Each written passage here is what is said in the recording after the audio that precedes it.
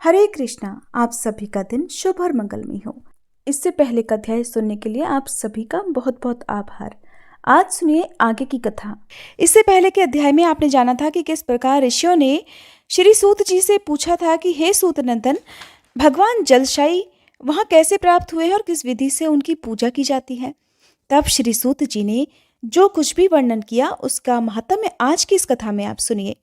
श्री सूत जी कहने लगे, पूर्व काल में वाशकली नाम से प्रसिद्ध दानवों का एक राजा था। वह बड़ा बलवान और संपूर्ण देवता, गंधर्व, नाग और राक्षसों के लिए भी अजेय था।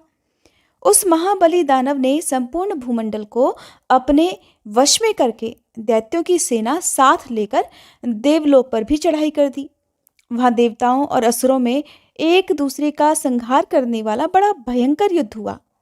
अंत में दानवराज वाशकली ने सेना तथा सामग्री सहित देवराज इंद्र पर विजय प्राप्त कर ली।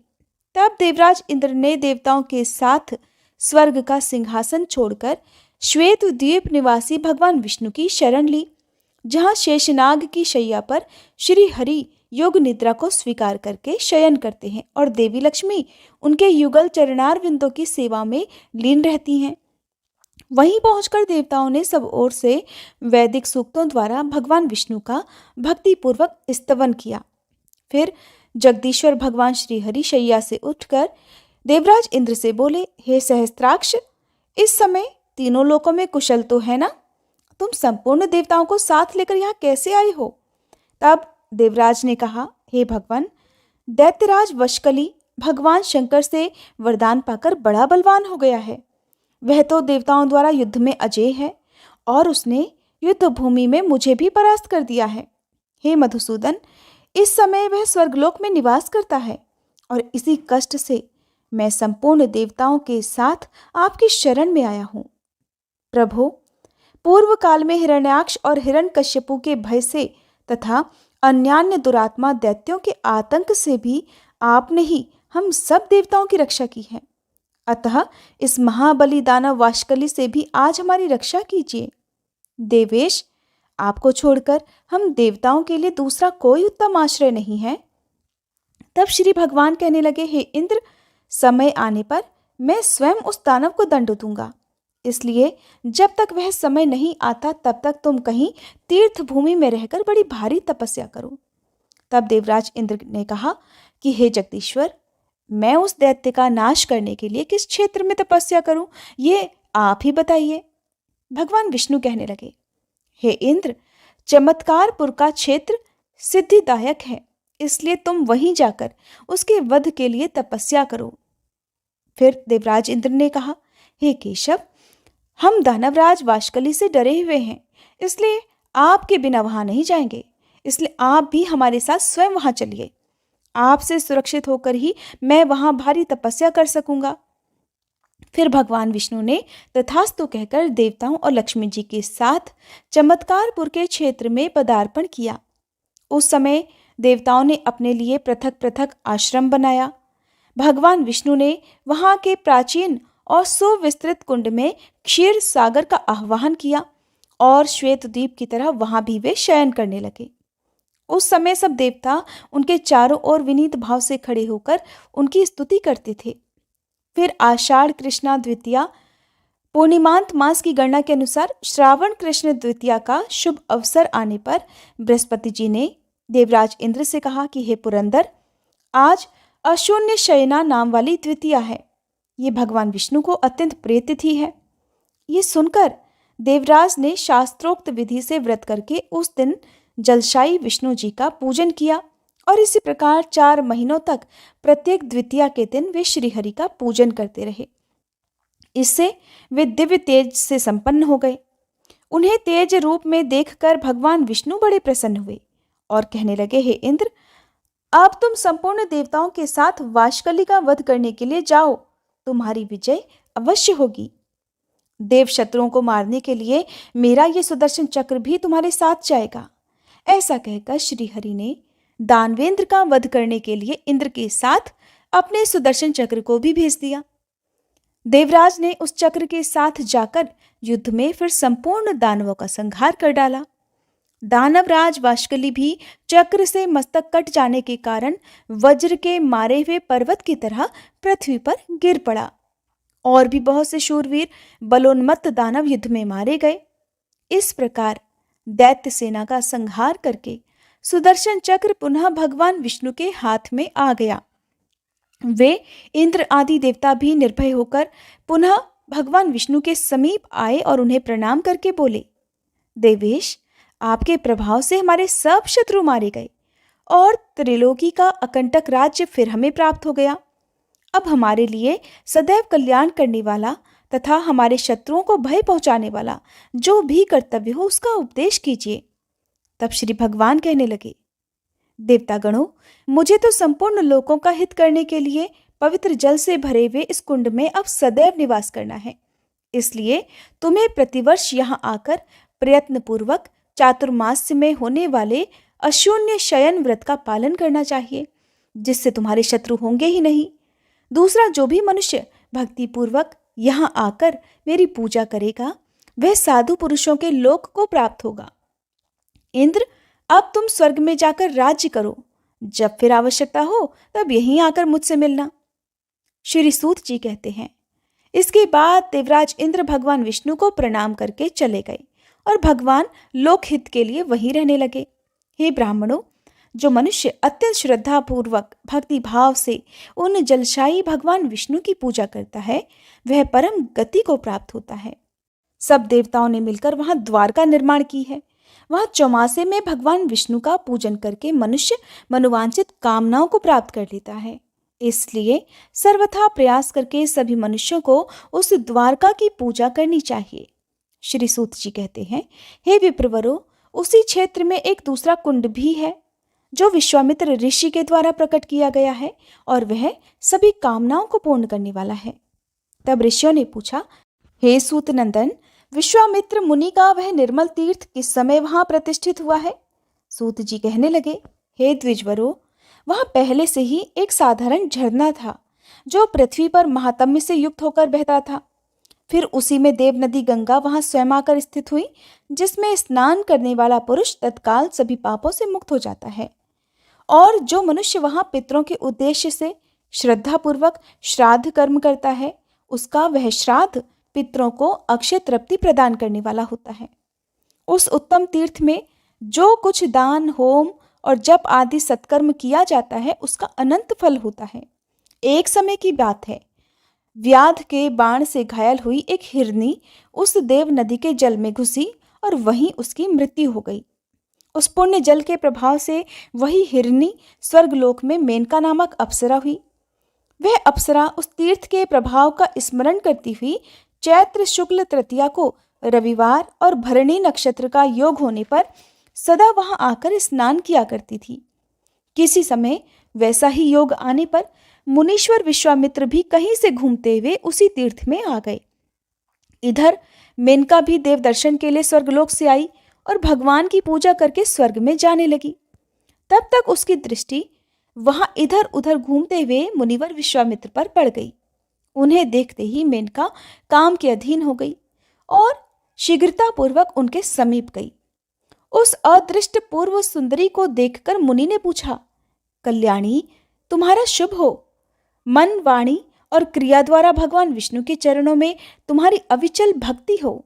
बाले, क्या तुम सदाचार और विनय से युक्त होकर सदा प्रेम बोलती हुई अपने पति के चरणारविंदों की सेवा में संलग्न रहती हो? क्या तुम्हें सदा अपने पति के प्रेतमा होने का सौभाग्य प्राप्त है?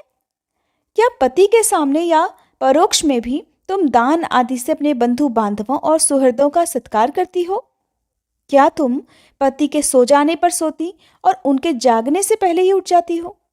क्या प्रातःकाल उठकर तुम प्रतिदिन अपने घर में स्वयं ही झाड़ू लगाती हो? क्या देवताओं को नमस्कार करके घर के गुरुजनों को प्रतिदिन प्रणाम करती हो और उन सबको अपनी शक्ति के अनुसार अन्न और जल देकर फिर सबके बाद भोजन करती हो? क्या जल जंतुओं की रक्षा करती हुई अपने सघन वस्त्र से पानी को 7 बार छानकर पीती हो? कभी सूर्यास्त के समय तुम भोजन तो नहीं करती? अपने सेवकों, कुटुंबीजनों और विशेषतः साधु संतों को दिए बिना तो तुम भोजन नहीं करती? क्या तुम दयाभाव से युक्त होकर शरीर को क्लेश देने वाले जूं, खटमल और मच्छर आदि का भी पुत्र की तरह पालन करती हो? क्या साधु पुरुषों के मुख से प्रतिदिन भक्ति पूर्वक कल्याणमय धर्म का उपदेश सुनती हो और सुनकर आदर के साथ उसका पालन भी करती हो? क्या पवित्र शास्त्र कथा सुनकर भी तुम शास्त्र का, वाचक का और उसकी विशेष व्याख्या करने वाले विद्वान का भी पूजन करती हो? क्या प्रतिदिन शिव मंदिर में अपनी शक्ति के अनुसार तुम संगीत, वाद्य आदि की व्यवस्था करती और भेंट पूजा, उपहार चढ़ाती हो?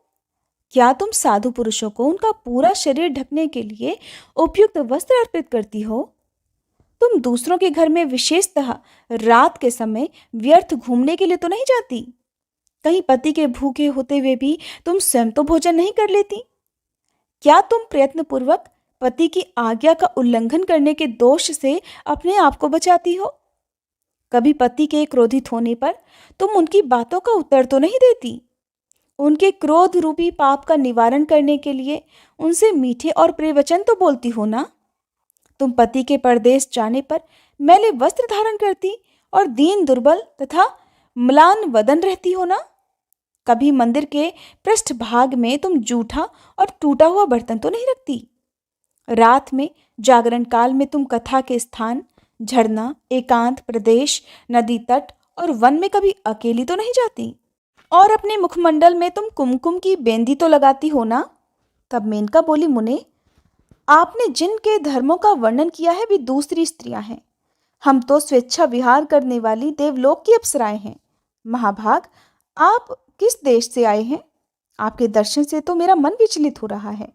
मुझ अनुरागिणी को आप स्वीकार करें, नहीं तो मेरे प्राण नहीं रहेंगे। यदि ऐसा हुआ तो आपको स्त्रीवध का पाप लगेगा। विश्वामित्र जी कहने लगे, भद्रे, हम तो शिव शास्त्रों की आज्ञा के अनुसार चलने वाले ब्रह्मचारी हैं। समस्त व्रतधारियों और विशेषतः शिव भक्तों का मूल धर्म है ब्रह्मचर्य व्रत का पालन।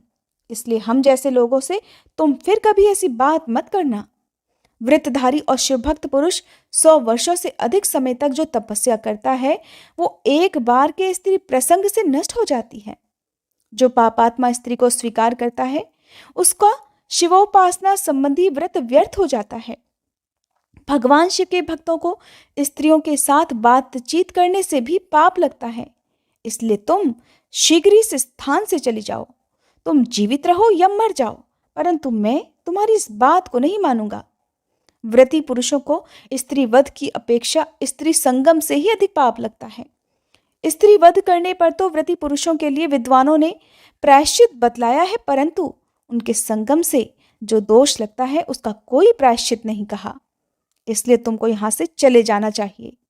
केवल व्रती पुरुषों को ही स्त्री संगम से पाप लगता है ऐसी बात नहीं है। जो व्रत से बाह्य हैं ऐसे मनुष्य भी स्त्रियों में आसक्त होने पर नीचे गिर जाते हैं। इसलिए समागम की बात तो दूर रहे, जो बुद्धिमान अथवा कल्याण चाहे वो स्त्रियों के साथ वार्तालाप भी ना करे। श्री सूत जी कहते हैं, विश्वामित्र जी की ये बात सुनकर क्रोध में भरी हुई मेनका ने उन्हें शाप दे दिया। ओ दुर्मते, मैं तो तुम्हारे प्रति अनुरक्त थी, फिर भी तुमने मेरा त्याग किया है। इसलिए आज ही तुम वृद्धावस्था से जर्जर शरीर वाले हो जाओ। तुम्हारे बाल सफेद हो जाएं और शरीर में झुर्रियां पड़ जाएं। उसके ऐसा कहने पर मुनिश्रेष्ठ विश्वामित्र उसी क्षण वैसे ही हो गए। तब वे भी कमंडल से जल लेकर उसे शाप देने को तत्पर हुए और इस प्रकार कहने लगे, ओ नीच, तुमने निर्दोष होने पर भी मुझे शाप दिया है, इसलिए तुम भी शीघ्र ही जरावस्था से जर्जर अंग वाली हो जाओ। ऋषि के वचनों से वो भी तुरंत वैसी ही हो गई। उस वृद्ध शरीर से मेनका ने पुनः वहां के जलाशय में स्नान किया। स्नान करते ही वो पहले की तरह रूप लावण्य से संपन्न हो गई। ये महान आश्चर्य की बात देखकर ऋषि विश्वामित्र ने भी तुरंत जाकर वहीं स्नान किया और वे भी पहले की तरह हो गए। उस तीर्थ के महात्म्य से मेनका और विश्वामित्र दोनों रूप तथा उदारता आदि गुणों से संपन्न हो गए और प्रसन्नता पूर्वक एक दूसरे से विदा लेकर अपने अभीष्ट स्थान को चले गए। उस तीर्थ का ऐसा महात्म्य जानकर महर्षि विश्वामित्र ने वहां देवाधिदेव महादेव जी का लिंग स्थापित किया और उस उत्तम तीर्थ में बड़ी भारी तपस्या की। उन्होंने उस सरोवर को और भी विस्तृत कर दिया।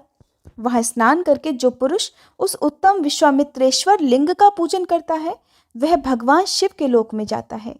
आज भी उस तीर्थ में गंगा जल के समान पवित्र जल दिखाई देता है जो सब पापों को हर लेने वाला है। जो श्रद्धा युक्त पवित्र हृदय से वहां स्नान करता है वह सर्वदेव पूजित विष्णु लोक को जाता है। श्री सूत जी कहते हैं, हे महर्षियों, हाटकेश्वर क्षेत्र में एक दूसरा परम सुंदर सारस्वत तीर्थ है।